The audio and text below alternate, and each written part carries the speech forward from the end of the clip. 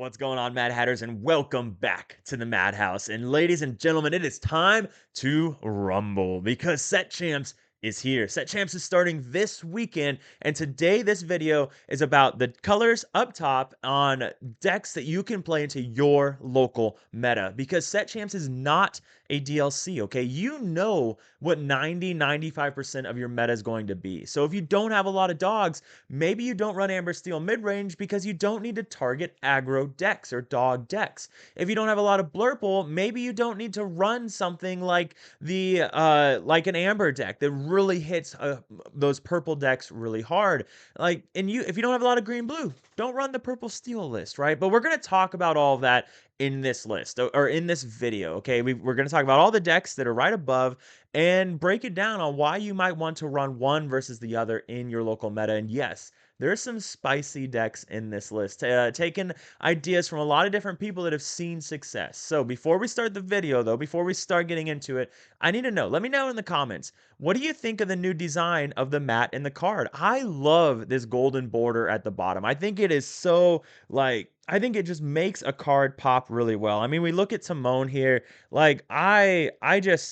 I'm a huge fan of that. So, what do you guys think? And then what do you think of the champion in the bottom? I want to see it in person before I make my judgment because I'm not sure. But let's get into it. Let's get my face out of the way. Let's do this because I didn't, and this is my second time recording the video.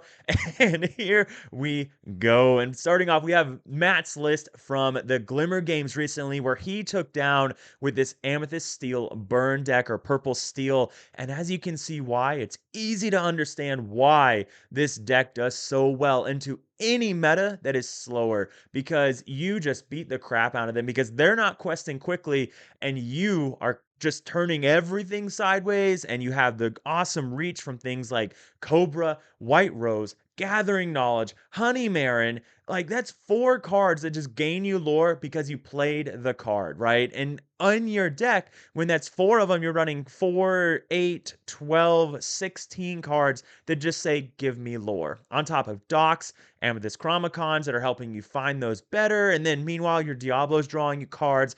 Olaf is bouncing your dock or a giant Cobra or whatever you want it to bounce.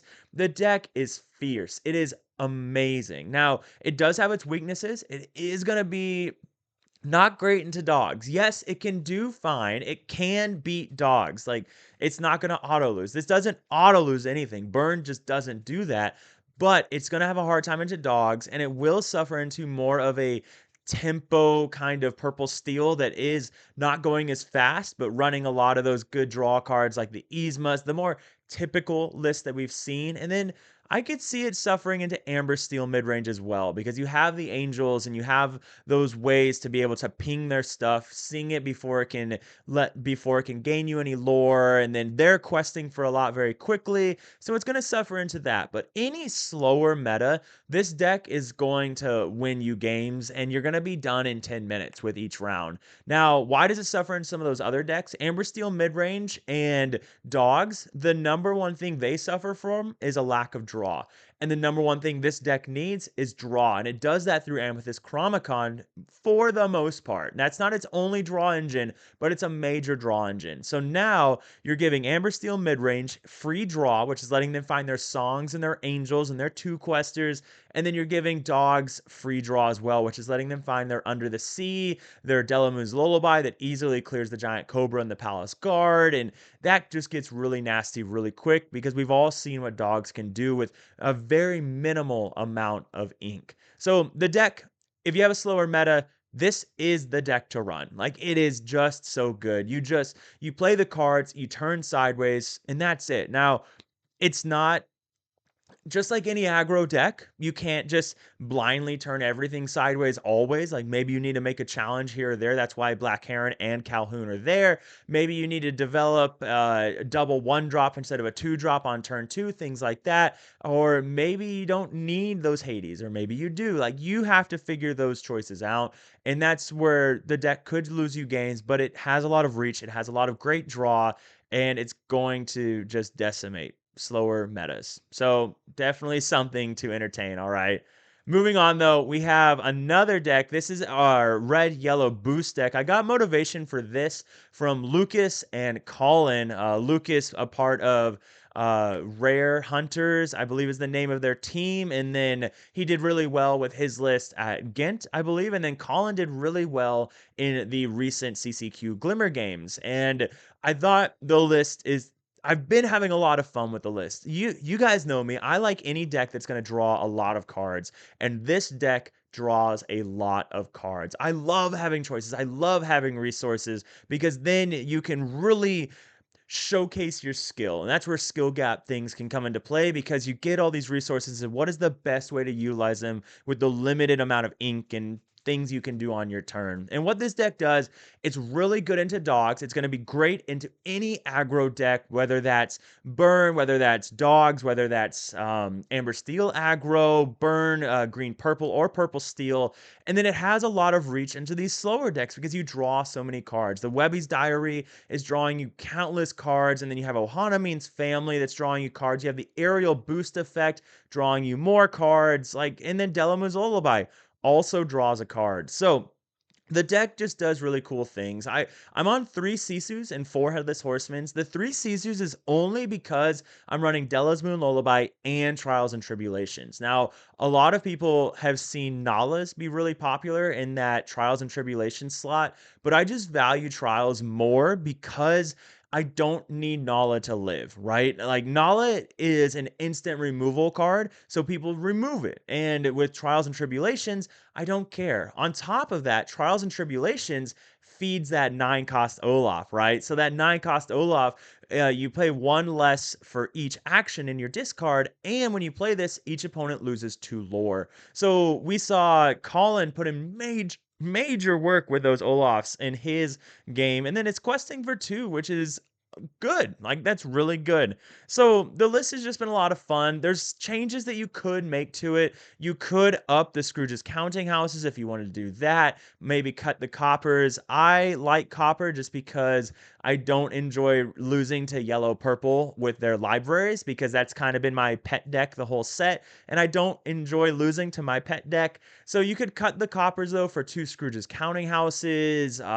You could raise the Olafs, you could throw in the black cauldrons like Colin was on. If green blue is really popular in your local meta, you can maybe raise the world's greatest criminal minds, but you don't necessarily have to do that because you have Maleficence and you have Trials and Tribulations to be able to Sisu or Headless Horseman it. I'm a huge fan of 4 Mowgli. I don't think you can run this deck without the Mowglis because of green blue. Now, if there's no green blue in your local meta, you can cut the Mowglis, throw in Scrooge's Counting House, throw in 4 Tinkerbells. Those are both going to be really good cards. You could throw in Elenwees because then raise the world's greatest criminal mind to target other things. Like the deck has felt a lot of fun.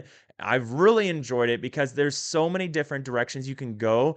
And what this deck does really well is it rewards you for knowing what other decks are trying to do. All right, let's talk about our next list. And yes, it's Blurple, okay? And I have to talk about Blurple because I still believe it is the best deck in the format. I still think that it kind of really dictates where things go. And because the reason for that is because it does so many things so well. And because you can tech it for what your local meta is. And that's 100% based on you. For example, if you have a lot of dogs in your local meta, then maybe you need to go higher on the ISIS, right? So you can increase your Tigger number and your ISIS number, or you can't really increase Tigger, but you can run 2 ISIS, 3 ISIS, 4 ISIS, and go really hard for the dog decks and the aggro decks. And maybe that's what you need to do. If you're in a more of a control meta, maybe you can slow down a little bit. You cut the 1 ISIS, you go up to 3 into the unknown. Maybe you can cut a Rafiki to increase the Hades. The idea is the reason I believe Blurple is the best deck in the format is because especially for set champs, you can tech it for whatever you want it to be. And for me, I have a lot of dogs in my local meta, and I have a lot of control in my local meta. So the Isis and Tigger counts, I'm happy with this number. I've been happy with this number because it feels like enough. The odds of seeing one of them on your turn 3 are really good when you're running 5. So Isis is fine with the Rafikis because that Rafiki's turning something sideways, and that's why I prefer Rafiki over the guard because Rafiki's just hitting anything that Dogs plays, as well as anything that Amber Steel Aggro plays. Whereas Guard isn't necessarily hitting anything. Yes, it can clear the Grandmother Willow, but what if they don't play it? What if they go a whole bunch of 0-3s and go wide with that, right? Well, then you're kind of up the creek without a paddle. Tigger just bouncing something is great. I'm high on Wasabi because Wasabi, again,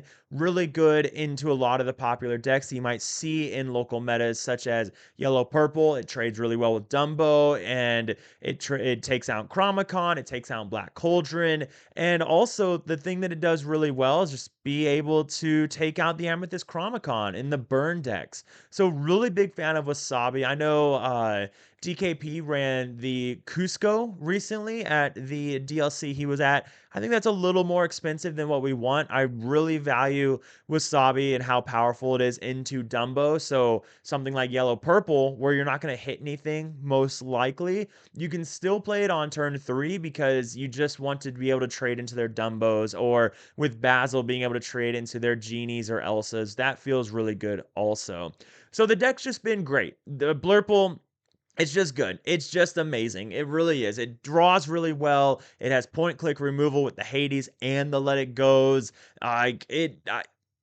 I have no complaints with it. I have no complaints with it. It is expensive. It runs all of the expensive cards. If you go up to 4 Hades, it's going to cost another $20 on top of that. But the deck is just good into any meta. In this version right here, it's focusing a little harder on the aggro. And you could go even harder into aggro. You could run 2 guards. You could go into a second Isis and things like that. If you go to a second Isis, maybe you cut 1 Genie. So you go 3 Genies and 2 Isis.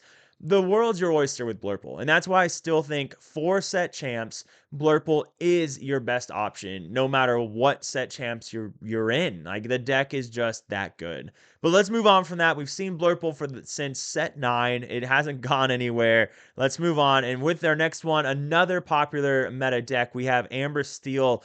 And what really kind of put this one on the map, in my opinion, it wasn't so much Braden was like, it wasn't so much what that Braden did super great. Like, he still did well. I believe he made top cut with it, or just barely made top cut. But it was the Chief, that 4 cost 5/5 bodyguard, and that, honestly, that number should probably be a 4th Chief. I just don't know what I want to cut for a 4th Chief, because Chief is so good in this list. You're able to do so many things, and Braden kind of showcased that card before anyone else did. And then after he saw some success with it, you saw Sky do really well and win his event. Then you saw Diego Saz do really well with it. And Chief is just that thing that the deck was really missing to protect your Ariel, protect your Grandmother Willows and those Angels from getting those early questing in. And then you have great draw engines with Goliath and Ariel, and the Nani pretty much says draw Doc. Like, Nani pretty much says search your deck for Doc. Okay, like, it's so good. And then when you're running, let's see, 4, 8, 12, 16, 20, 25 cards that Nani can find, you're almost always going to hit with Nani. Like, the odds are really good when you're searching 4 cards deep. So looking at the rest of the deck, there's a couple ways you can go. You can run Rhino.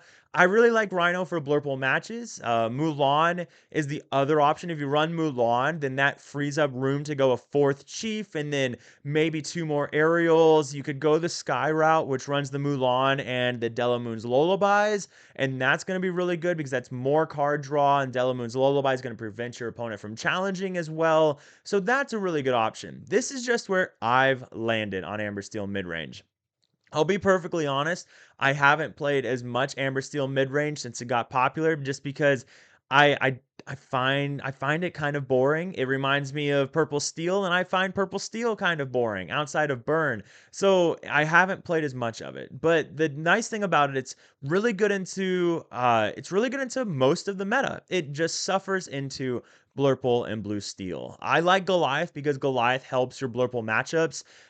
But Blue Steel, Blurple, they're just tough. Blue Steel has a lot of really big bodies that challenge your board really well. Tinkerbell's just big enough that it's annoying. You have to Angel and Thunderbolt it and hope they don't have another one. They run Let It Goes, they run Hades, they run Vincenzo's that clears most things on your board. The deck is just really annoying for this deck to deal with, in my opinion. And then Blurple is just, again, a lot of point click removal, a lot of Tigger can come down and bounce your Grandmother Willow, which messes up your entire chain, and it ramps really well, and it turns things sideways with things like Elsa. So, and then Hades and Let It Go answer your Chief really well. So you can see why the deck might suffer into those. But if you have a heavy aggro meta, if you don't have a lot of blue Blurple or a lot of blue steel, this deck is good into a lot of everything. Another one it would suffer into, though, or can suffer into, is blue yellow. So be careful for that one as well. But the deck, it's just really good. That's just the story. That this deck,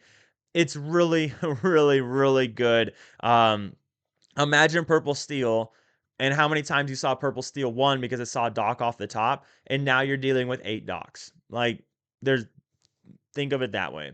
All right, so the next one on our list is Blue Steel, and this one goes out to a couple people that I've watched and kind of taken motivation from. That's Malferon, Create, and Harlan. Some of the bigger names in Blue Steel are on the names of Blue Steel in Lorcana, and there's a bunch of different ways you can go about blue steel, and that's what makes it so interesting. You can go really hard in the 2-4-6 route. Tipo Sail into Cinderella, into Goliath or Scuttles or Pete or whatever you want. You can go really hard in other directions. So you can go the Aerial Sonic Warrior route. That's Malferon, really big into that one. Create really big into 2-4-6. Malferon really big into Aerial Sonic Warrior, and he runs more Strengths of a Raging Fire and Beyond the Horizons, arguably better into something like Green Blue, simply because of Beyond the Horizon, but that's something. And then you can go the Harlan route. And this list is a lot more closer to something like what Harlan runs. Harlan recently won his content creator set champs with this, or something very similar to this, where he was on Strengths of a Raging Fire, and then a couple numbers of cards a little bit differently. I don't know if he ran any one drops besides Jasmine, something similar to this, right? But the nice thing about blue steel is you can go so many different directions. You can go 2-4-6 into a Goliath to really mess up your opponents when they're on the draw. You can go to Sail into an Angel, and you go Angel into the dog decks, and that feels really good because then you can drop a Pluto. So you go something like Sail into an Angel, into a Pluto, into a Tinkerbell, or even an Arthur. Well, you can't do Arthur yet, but you get the idea, right? You get the idea of just some of the crazy things you can do. The deck's really good into Amber Steel midrange, like we talked about. A lot of point click removal. You have the ability for Vincenzo to quest for a whole lot. It's not really good into dogs, but it does well into dogs because of things like Angel and Pluto being good item removal. From what I understand, it suffers a little bit into Blurple. I don't have as many reps into Blue Steel as these other decks that I've showcased in this video, but so I definitely encourage you to go check out these other 3 names that are up top because they all have videos talking about it. And I just think the deck it's another good toolboxy-esque deck that you can go different routes with your altar depending on what your local meta is, or depending on what your opponent is. So maybe if you have a very diverse meta, then blue steel might be a good route for you because you can go so many different directions depending on what your opponent's running. And let's be honest, it's set champs, so you oftentimes know what your opponent is running. You kind of know what everybody there is running the most of the time, so you already have that advantage of saying, all right, I'm running the more toolboxy deck. I'm running the deck that I can pick and choose what it is that I want into this matchup. So blue steel, another really good one that kind of, you just have a lot of good lines. You have the Jasmine to draw you a lot of cards, and then you can Pleekly it when it's in danger, the Angel to answer aggro, the Pluto to answer items, the point click removal of Hades, Arthur, Let It Go's Thunderbolts, and then Tinkerbell to just be really annoying, and Vincenzo to close out games and deal 3 damage to something. The deck is annoying. Blue steel, it's good. It hasn't seen a lot of representation doing really well at events, but for set champs, it has what it needs to go far. All right, you could definitely win a Tinkerbell mat with this one.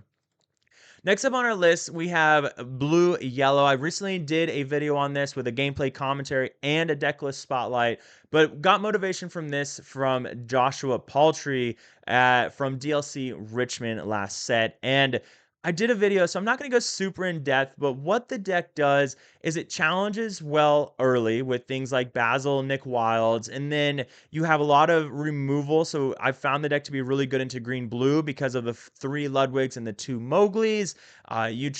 You do really well into purple steel with things like the Nakomas and the Nick Wilds being able to challenge for three, and then if you when you get up and get going, you have the Peats, you have the Stitches, you have the Hades, you have the Let It Goes. You can ramp super fast to Raging Storm, and because of the support characters like Basil and Chicha, you're able to support your opponent's characters and then challenge into it with something like Stitch, Pete, Hades, and then draw a whole bunch with Ohana means family. Like the deck is just good. It's good against mid-range decks. It's fine into aggro. It's definitely not favored by any stretch of the imagination, but it can do well into aggro because of the Basil Nick Wild combo or the Nick Wild support combo that you have. And because against something like Amber Steel aggro, you can steal their strength with Ludwig von Drake. And because it ramps so well, it's very easy to defend the board while also ramping up to Raging Storm. So I've found the list to be a lot of fun. It can be very dangerous. There's a lot of uninkables in this deck that can really hurt you. But if you're able to get past that, if you're able to get going, the deck is just good into a wide field, and I've had a lot of success with it. Do I still want to dodge dogs? Yes, I still want to dodge dogs like all day because dogs is just good. Can you beat dogs? Yes. You slow them down with the Nick Wild, Ludwig von Drake. You save for their tramp turn, and then so they play tramp, and then you play Ludwig von Drake to steal their Under the Sea, and then you have Hades, and you have Let It Goes to be able to answer their Lilos. Like the deck still does well into dogs. I'd just rather dodge it. All right. But yeah, don't underestimate the power of Chicha Draw because your hand can get massive very quickly. So next up on our list, though, another list that I've recently done a video on. I did a video and a deck list spotlight, as well as I did a gameplay commentary, and that's with my Raging Draw list. And this is a homebrew of my own. What the deck does is you draw your entire deck, you stall the board just enough, you Raging Storm, and then you control the few cards they're going to play at a time. I've had massive success with this deck. I've seen other people running it on ladder, doing very well, sitting in the 1800s, MMR and higher, and the deck has just been really good, all for $56 as well. And that's probably my favorite part of the list is that it's very attainable for anyone. And a lot of these cards have been around for a really long time, so anyone can play it.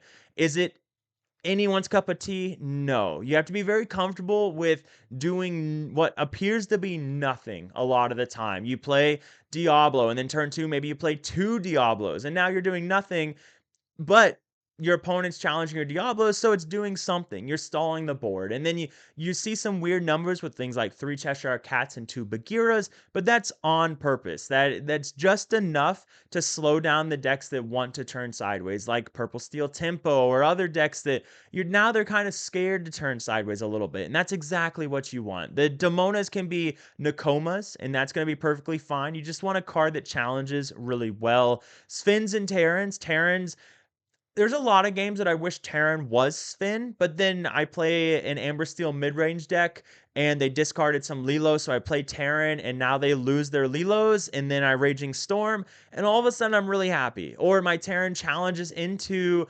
a Stitch, a 4/5 Stitch, and he lives where Sven would have gotten banished. Now I'm really happy. So Terran has been an interesting card to say the least. Is he better than Sven? I don't think so. I really don't. That ability to just answer any evasive card is so good, and being able to play it on turn 4 is really good at slowing your opponent down and punishing them. But Terran has been nice into yellow Lilo decks. So you choose, right? But the rest of the deck, it's been a lot of fun. Hypnotic Strength, they never come back, have been really good. I love surprising people with Hypnotic Strength.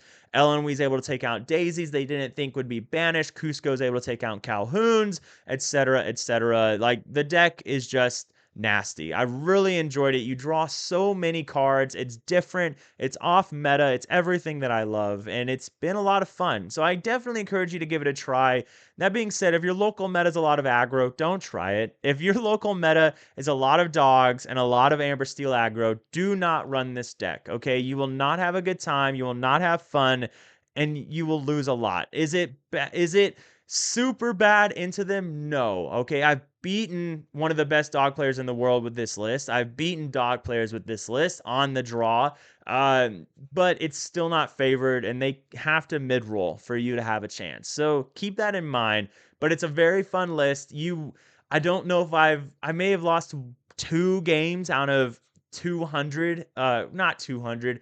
I've probably played this 75 times into Blurple, and I may have lost 2 games. Like, it's so good into Blurple. It's just disgusting. I've never dropped a game against yellow blue with it. Green blue, it's why I've teched in World's Greatest Criminal Minds, and if I love to keep it. It's felt good into green blue. Also, I felt very favored into that. It's just dogs. Dogs feels really bad, and then Amber Steel mid range is really rough. Terran's helped with that. Sven being able to answer Chief has helped with that, but it's still a very tough match. But moving on, we have another list, and this is Neil's. I'm gonna say Neil because I'm assuming that's how you pronounce it, but Neil's green purple list. And you guys would have seen Neil's play at Ghent when he was on the live stream with this really interesting list. And I will be the first to admit I'm a terrible pilot of this deck, but I love playing it. You guys, I said it earlier, I love drawing cards. I find drawing cards, playing decks that have a lot of resources to be a lot of fun. I like having decision trees.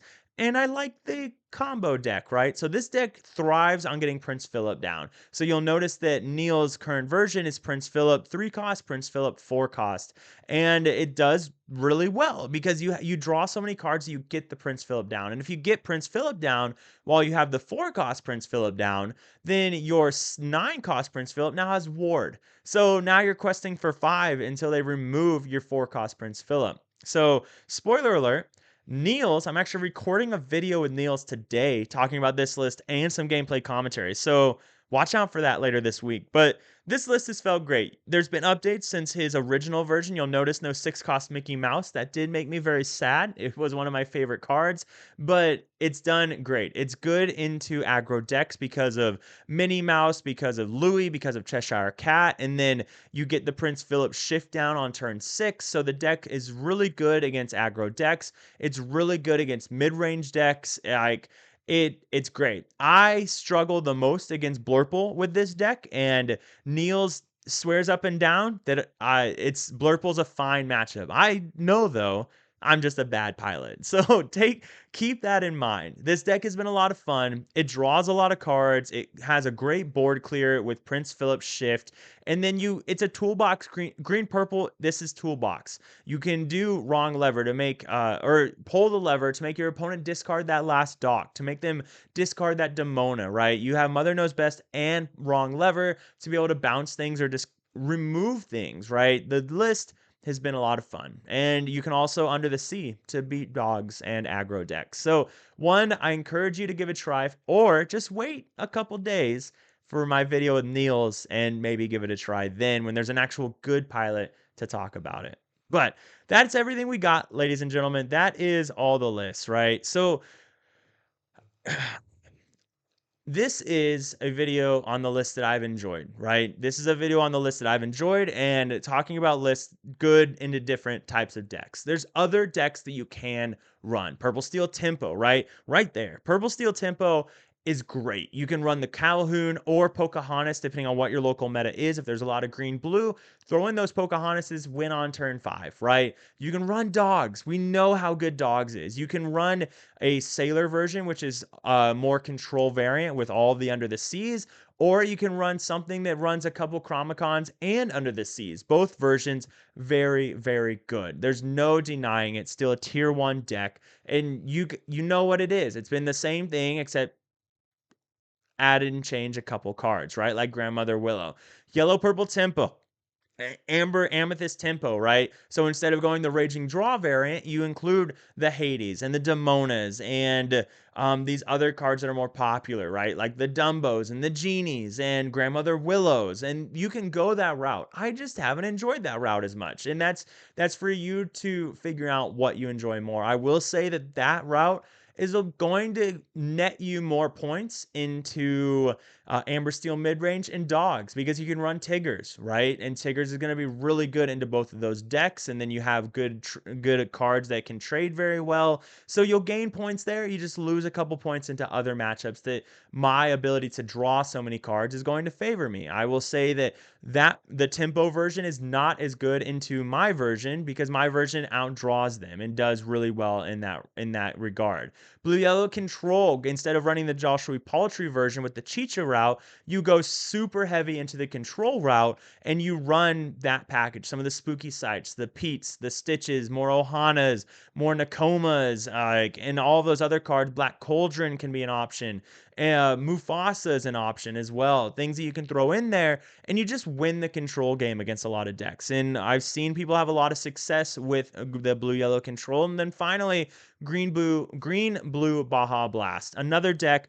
Go check out Ed's list. It's doing really good. Like that's just it. Like there's tons of decks that you can find a lot of success with. Recently, second place at the Glimmer Games was a green blue list. That's Run those if you felt comfortable, if it fits into your local meta, right? Go check those out on Ink Decks. But ladies and gentlemen, I hope you've enjoyed the video. I think it's been fun. I think Set Champs is going to be the most fun that we've had in a while because the meta is so diverse, all right? And yeah, just have fun, right? But remember, above all else, have fun, but stay happy and healthy. Ladies and gentlemen, I'll see you around.